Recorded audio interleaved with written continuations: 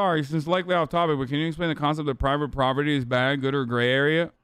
The difference between private property and personal property, which a lot of fucking idiots can't comprehend, is that there is no fucking Marxian basis for saying that, like, you can't have a fucking car or a house or some shit like that. Okay? A lot of people are idiots, though, and they misunderstand. And unironically, even leftists will unironically advocate for the reactionary point of view that, like, you are not supposed to have a single fucking thing to yourself. Socialism is when no fucking toothbrush. And the less toothbrush you have, the more socialist you are. Okay? Personal property is property that you have for yourself. Private property is property that you purchase so that it can accrue capital. Okay? One is landlording, which is inherently parasitic. The other is like the leftist content. Owning a house and fucking living in it, or owning a car and driving it. Unfortunately, though, because anti-socialist sentiment is the normative position, and because the idea that we're gonna look at the fucking follow-up video with his friends that make under 100K. Hold on, we'll look at this in a second. Tangy rants, but unfortunately, because of the also hi chat smile, because of the way that we like understand how work is supposed to be, which is like heavily propagandized to the degree that it's like as normal as the way you just live your goddamn life. We have a bunch of like really faulty premises, really fucking faulty premises under and a complete misunderstanding of how like socialism is supposed to be socialism is supposed to work. Like orthodox Marxists even that consider themselves like socialists will do this. Okay? Sucks, but it's just the way it is, and there's nothing you can do about it. One of the other main things that people always do, and you probably have done this yourself, okay? One of the things that like people do all the time is misunderstanding the concept of work or labor, okay? If you work for wages, then that's it. You're doing labor. Okay? If you're working for wages and you're generating revenue for someone that is making more off of your fucking work, then you're working. It doesn't matter. An argument I make routinely to help people understand this is like people who have become billionaires off of their labor alone. Now, this really breaks people's minds, but the reality is a lot of like multimillionaires in the NBA or in the NFL that benefit from strong labor union protections unironically make a fucking killing exclusively off of their labor alone. Okay? They do. And people will be like, dude, that means that means they have no capacity to be a fucking worker. You're such an idiot. Now, of course, they make a significant more off of capital ownership. So what do? They take their wages and they purchase investment products, or they take their wages and they, buy a bunch of fucking properties that they will then manage. That all of a sudden turns them into bourgeois capital owners. That turns them into capitalists. Okay? Yeah, LeBron owns teams now. I know.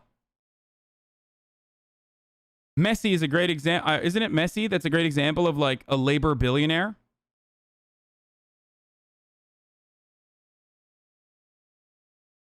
So,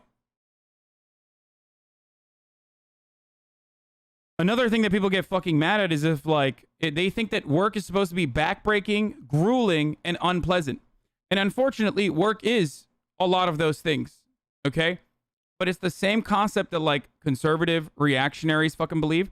And it's unfortunately the same concept that even some lefties believe. Okay? Where they will say, oh, you're not doing backbreaking and tiring, unfulfilling work, so you're not actually working.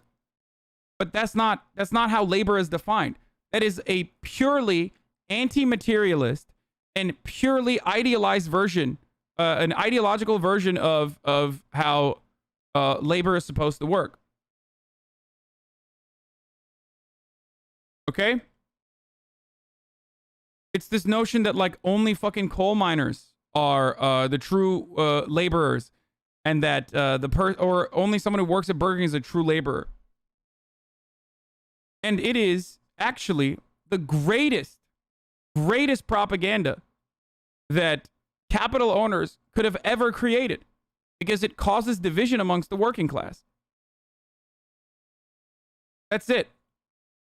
It causes division amongst the working class, and it allows for actual like workers to fucking despise one another. This happened in the UK. One of the best examples of this, I believe, was when there was it like the lorry drivers or something? There's like a pretty solid union amongst the like bus drivers union, whatever. I don't know what the fuck they say in the UK. They use like different languages. So a lot of the other workers in the country were genuinely upset. They were frustrated because they were like, well, they already make a lot of money. They would point to how much they're making to say that it's fucked up that they are actually on strike for additional benefits or additional compensation or whatever they were on strike for. So that is a capital owner's wet dream, to have the fucking, the tube drivers, yeah, to have the fucking guy that works at the salad bar yell about the fucking tube drivers when the tube drivers are demonstrating the only fucking most significant power that they have, which is work stoppages.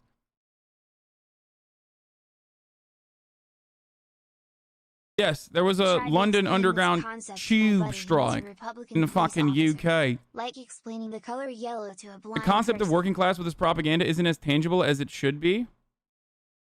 Yeah. When a fucking Hollywood actor, again, strong unions, or a NBA player, again, strong players unions, makes $100 million a year from just their fucking contracts alone, just from their labor alone, you have to recognize that that means that whoever is up top, whoever financed the movie or whoever owns the rights, is making billions of dollars off of their labor, because no one, unless they work for themselves, okay, and even then they're still beholden to other larger entities to survive, because you can't ever truly own the means of production in its entirety, unfortunately. But no one is ever going to pay you more than you're worth under a capitalist system. That's just not going to happen. So when you go to work, when you get out of college and you're fortunate enough to be able to go to work, okay, and you get a job and you are being paid for that job, you are being paid less than what you are bringing in to that job. Okay, your value, the value that you are generating through your labor is significantly higher than what you are being paid. This is just how it works. Because the additional labor value, also known as surplus labor value, is taken from you and considered what is known as profits. A capitalist considers that to be non-exploitative. A socialist or a Marxist considers that to be exploitative. What the business does with your surplus labor value, the amount of value that you have generated for your bosses, is up to them. They can do whatever they want with it.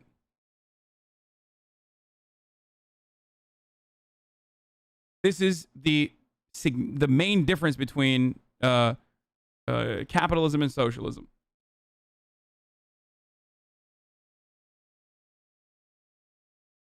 My first job out of college, I replaced someone who's making $125K. They paid me $35K. The work was exactly the same. Of course.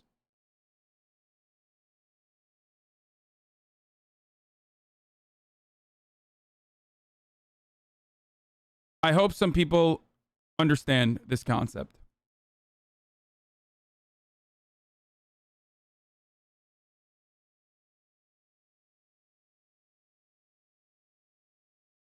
Okay? Ultimately, there is no value without labor. There is no value without labor whatsoever. New sub badge poggies. If, let's say, you, I don't know, got a factory that you inherited from your parents. Okay? Without hiring workers to work that factory, you are simply just sitting on a factory, an empty factory.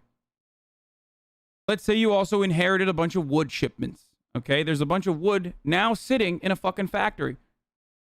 That alone is just pure money that is just sitting there.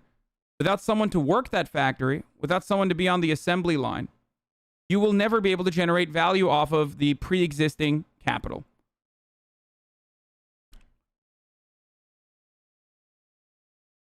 How about autonomous factories? Now, that's a wonderful concept. Autonomous factories already exist, or automation already exists. So what automation actually does is increase productivity. That's why our productivity has increased tremendously over the course of the past 60 years, whereas wages have remained stagnant. So under a capitalist organization of the economy, when productivity increases, the capital owners will use that additional productivity to drive up profits, to continue paying you the same amount that they were paying you. And it does not fucking adjust to less work, to less work hours with the same pay, or less work in general for the same pay. It does not translate back to the workers itself. So whenever people criticize automation, I always say, look, it's not the automation that is the problem. It's the way that we distribute profits that's the problem. It's the way that we engage in commodity production, and then how we analyze and how we see profits and surplus labor value that is a problem.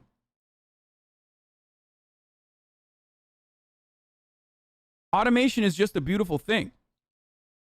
We are supposed to, through artificial intelligence or through machine learning and through automation, eradicate less meaningful, menial, laborious tasks. Okay? Because ultimately no one wants to clean the toilets. It's just the reality, right?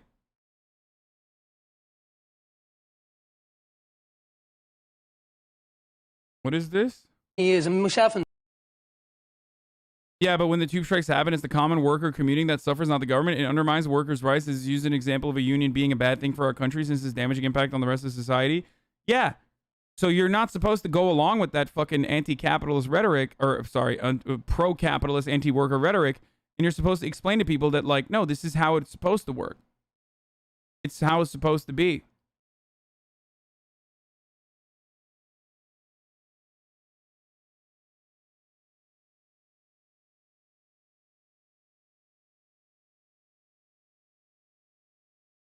Also, there is still always going to be a need for labor, which I forgot to mention. There's an automation engineer in the chat who says, I literally designed the robots. What you're talking about, you're 100% correct. They generate so much value via labor, but nearly none of it comes back to the rest of the company. There will always still be need for labor. There is no, like, it'll never get to a point where it's like a self-oiled machine. Even if you have other machines that correct the previous machines on the assembly line, someone still had to build it. Someone still had to work on those machines. Someone still has to manage the machines.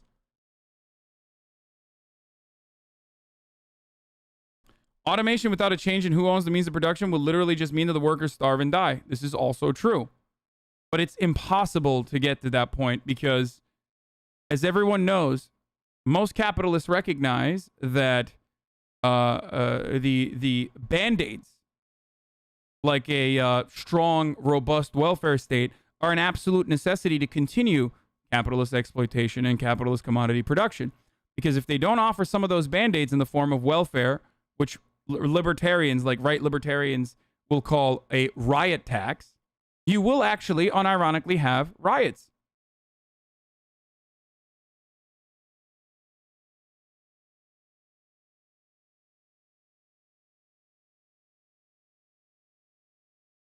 It sounds like a horse being optimistic about its job when it sees the automobile. Yeah, I mean, horses are now more free than ever before, so I don't know what the fuck you're talking about. It's so much more complex than that also. It's like a silly fucking thing. Especially because horses aren't paid for their work.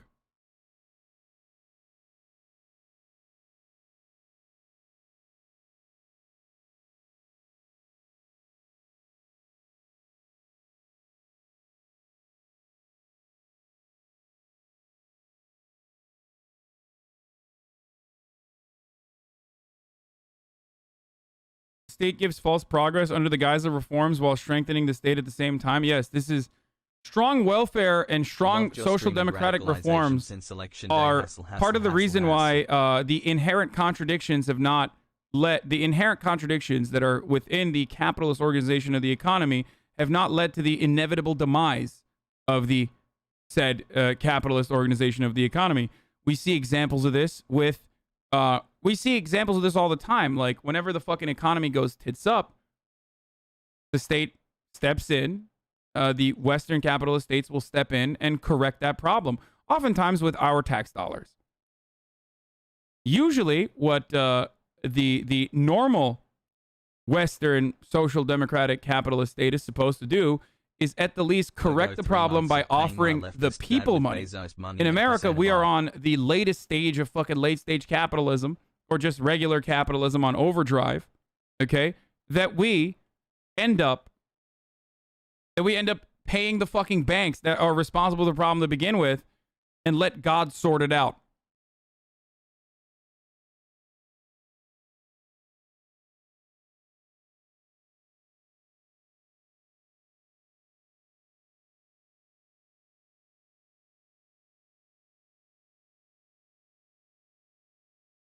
Love your stream.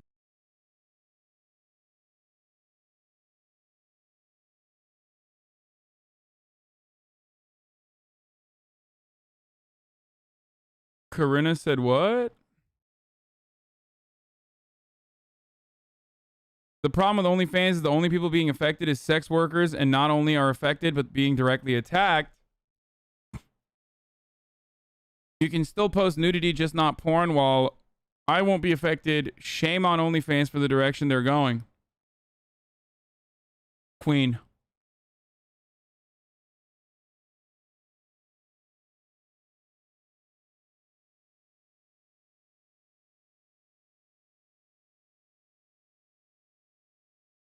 The OnlyFans story is fake. The statement is not even on that link. I'm a creator and I contacted them. They responded that the statement was not made by them. Mate, if we all do jobs we like doing, who does the jobs that no one wants to do? The example is easy, dude. Right now, and this is like turning into a theory stream because a lot of motherfuckers need it, especially like Twitter lefties. But there's two ways to motivate people to do things, okay? There's positive incentives and negative incentives. Under a capitalist organization of the economy, we use negative incentives for remuneration. As in, if you don't fucking clean the toilets, then you will die. You won't be able to put a roof over your head. You won't have shelter. You won't have clothes for your back. You won't have food for your table, and you will fucking die. The positive reinforcement or the positive incentivization would mean that you operate like a family. If you have ownership over your own means of production, if you have at least a say, a more democratic a part of the process, you will want to fucking talk and collaborate with the rest of the people that are working at that same business and understand the necessity to clean the toilets. You clean your own toilets, don't you? You clean your house, right? An example I give oftentimes is what I do. I know that many of you will completely lose sight of what I already just said with respect to how if you are generating wages from your own labor, you are still working, and another person is making more money off of your labor and ultimately paying you a percentage of that. Okay? But most of you will still say that that's not technically working. Fuck you, because you enjoy yourself. But regardless, if we were to assume that Twitch streamers are working, okay? If we were to assume that, why do I work the hours that I do? Well, I have a contract that also has minimum hours in it, but why do I work a lot more than that contract? Because I have a minimum amount of ads that I need to fucking run and a minimum amount of like ad density that I need to get. And I negotiated that because I have more power than the average worker. Obviously, that's part of the reason why I was able to negotiate down the amount of ads that I run on this stream. You know, the 1 minute ad break that you see at the top of the hour. So The reason why I work as much as I do, if you are to consider Twitch streaming work, okay, is because I enjoy it. I'm not forced by a manager comrade at Hasanabi to, you know, sit here for 8 fucking hours and have like parasocial chatters be like, why are you not chewing your nails enough? Or why are you chewing your nails too hard? I enjoy it. I love what I do. And I also see like there's a lot of stuff that I need to do on the back end for this work, right? Reading, writing, staying on top of things, promotional things that I need to do from now every now and then. Okay? But I do it, even if I don't want to do it. I do it because I know I have to do it, and I have a lot less alienation from my labor than the average worker does. So even if there's something that I don't want to do, I still do it for myself. You get it?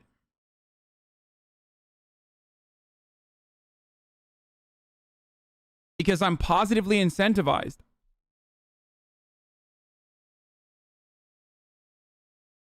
A business owner, a successful business owner will, if it's a small business, for example, a successful business owner will want to do, like, will want to fucking make sure that there's like clean toilets. That's why business owners themselves will oftentimes, yeah, I know, I don't know, dude. Seems like a long way to justify pre-watching videos, you scum. Yeah, that's true.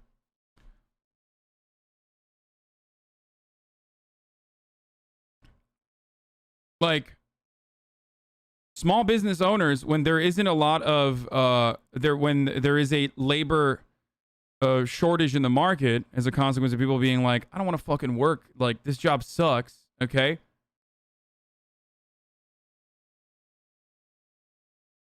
When there is a tight labor market, you see the harrowing stories of business owners having to do the dishes themselves because they can't find a dishwasher because none of them actually want to work for the low pay that they're putting out. Right? Why are they doing that? Because they recognize that the dishes still need to be kept clean. And they're willing to do that. They're willing to do that extra work on their own, even if they fucking hate it, because it is a thing that needs to be done for the work to continue. And because they have ownership over their own work, they will literally do everything they can to continue that work, to continue that that business. That doesn't answer the question, though. So why would anyone decide to clean toilets than do anything else they like? No one enjoys cleaning toilets. That doesn't answer the question, though. Wait, no, it literally does.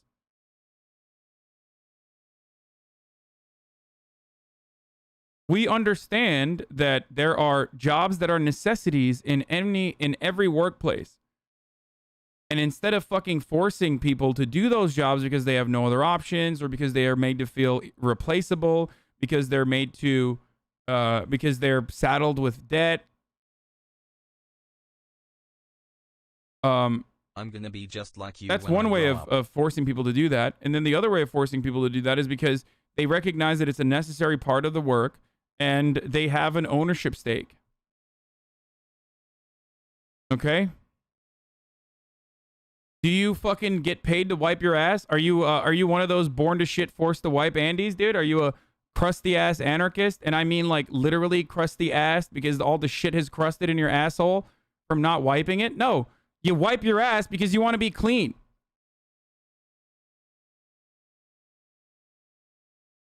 It's the same principle.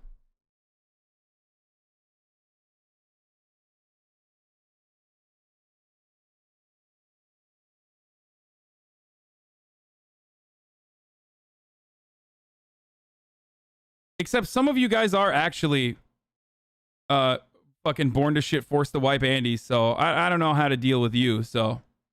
Hey Hussein, I'm Armenian American but also I'm Turkish. I just wanted to ask for your opinion on how Artsakh is majority Armenian, always has been, and that Azerbaijan is burning our land. Also, do you support Fenerbahce, Galatasaray or Besiktas? Much love. I do not support any fucking football team, but my family are Fenerbahce fans. So I guess technically I'm a Fenerbahce fan, but I'm not.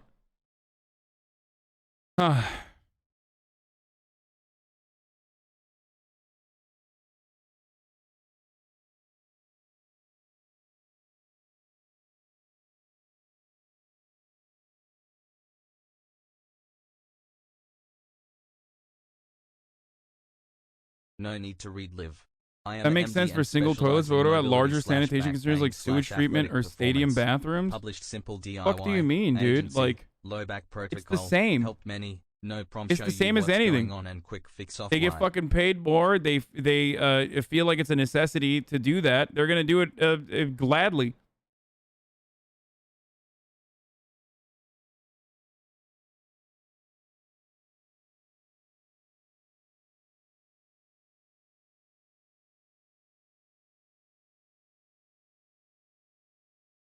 Anyway.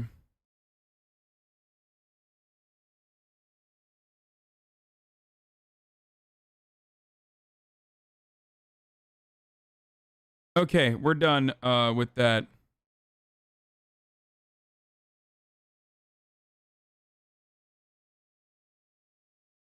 Do you plan to watch and break down Nelk's podcast with Donya and Robert O'Neill on Afghan?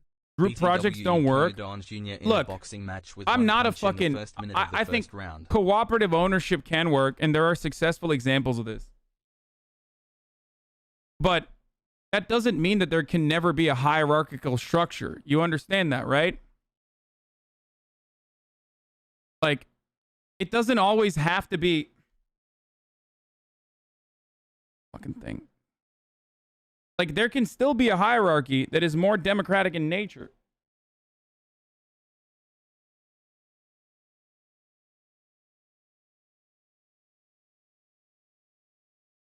Rather than the current incredibly unequal way that the workplace structure is designed. Changing it from a fascist autocracy, which capitalist workplaces are, to a more democratic process. Why you no stand at your desk anymore? Can you explain how managerial type positions fit into this? Like, I can imagine how worker surplus value would be determined when you add layers of complexity to the business who can effectively manage the logistics means of production. My mind only goes towards CEO types who end up overpaid. How do these types of positions fit into a cooperative business model? To be honest, I don't have a good answer for that. I really don't. Maybe someone else has a better answer than me, but like, that's part of the reason why I also talk about how like how I also talk about like how the workplace has evolved since the factory line in the aftermath of the Industrial Revolution. And that's why unionization has like a layer of complexity. Does that make sense?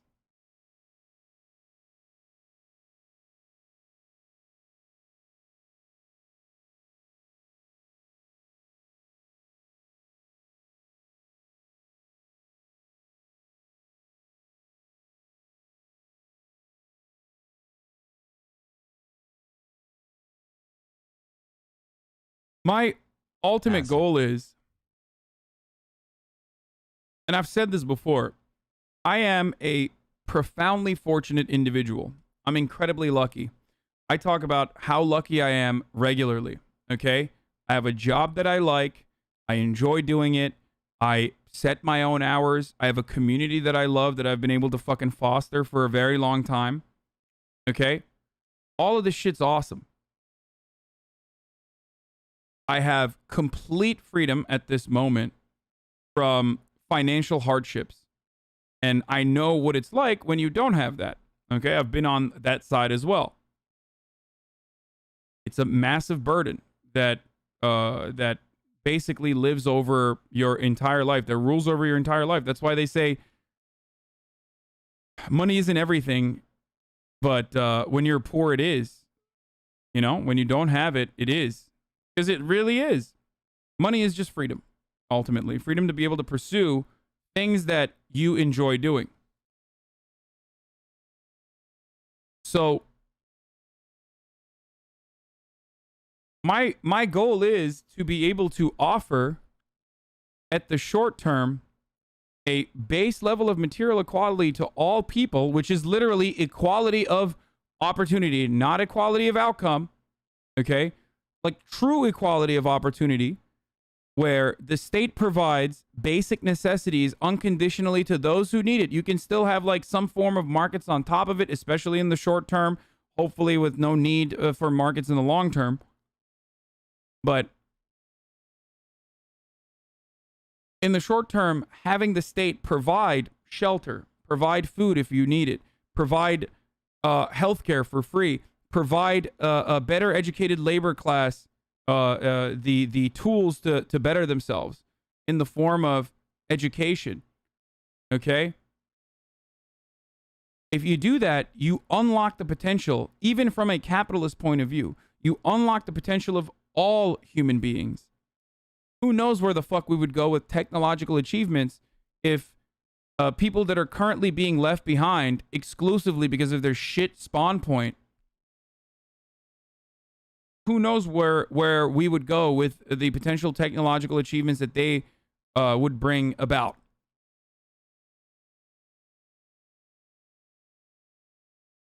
Okay? There it is.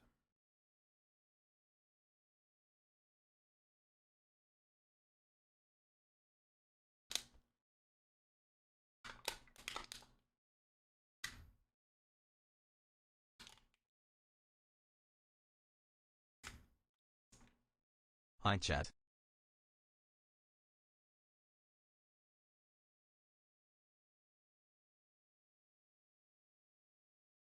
How do people hear people like Hasanabi talk and automatically think they're bad for the future of the country? What up, homie? I think there is like, I think people are very upset with the system that they exist under, even if they recognize it or not.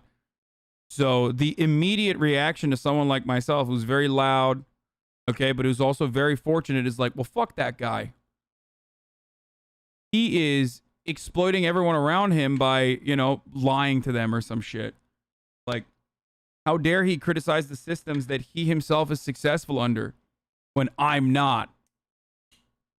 And that doesn't cause a lot of people to, like, unironically examine meritocracy or the systems that they live under and instead lash out in anger. Okay? And it's very stupid.